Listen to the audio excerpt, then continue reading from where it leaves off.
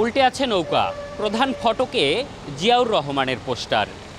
এখন আর দেখা মেলে না দলের নেতাকর্মীদেরও। আওয়ামী লীগের কেন্দ্রীয় কার্যালয়ের অবস্থাটা ঠিক এখন এমনই। 14 দলের নেতৃত্ব দেওয়া সংগঠনটির অবস্থা যখন এমন, তখন অন্য দলগুলো কি ভাবছে, কোন পথে যাচ্ছে তাদের রাজনীতি। সরকার পতনের পর মামলা আর গ্রেপ্তার হচ্ছে আওয়ামী লীগ সহ 14 দলের সুবিধাভোগী নেতারা। আতঙ্কে কর্মীদের দল ছাড়ার হিড়িক পড়েছে। 14 দলের অন্যতম শরিক জাসদের কেন্দ্রীয় কমিটির স্থায়ী সদস্য রোকনুজ্জামান ইতিমধ্যে পদত্যাগ করেছেন। দলটির স্থায়ী কমিটির সদস্য নুরুল আক্তার এবং ঢাকা মহানগর উত্তর সভাপতি নুরুন নবীর নেতৃত্বে উত্তরের গোটা কমিটিই দল ছেড়েছে।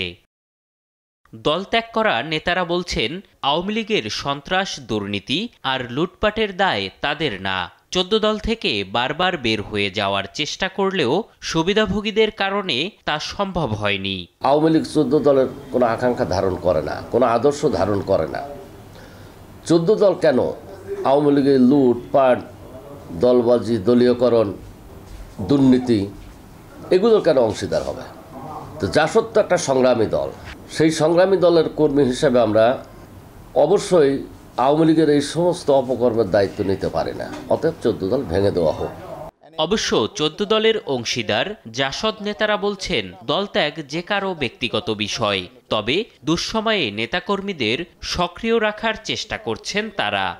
একজন মানুষের স্বাধীনতা আছে, সে যে কোনো দলে যেতে পারে। হ্যাঁ, সেই কারণেই হয়তো বা সে কেন গিয়েছে তার কৈফিয়ত সেই দিতে পারবে। কিন্তু আমরা মনে করি যে আমাদের নেতাকর্মীরা এই সরকার পরিবর্তনের কারণে তেমন কোনো চাপে আছে বা কোনো সমস্যার মধ্যে আছে বলে আমরা মনে করি না। আমাদের নেতাকর্মীরা সবাই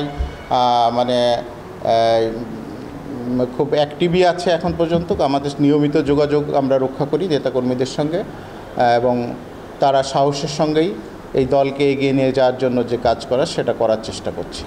বিশ্লেষকদের মতে, নেতাকর্মীদের আটকাতে না পারলে বড় ধরনের ক্ষতির মুখে পড়বে দল ও জোট।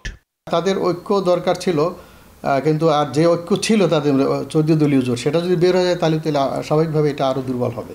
কিন্তু আমার কাছে মনে হয় না যে আগামী নির্বাচন বা আগামী 5-10 বছরের মধ্যে খুব একটা শক্তিশালী অবস্থানে আওয়ামী লীগ আসবে এবং অনেকগুলো আসন পাবে। আমার কাছে এটি মনে হয় না।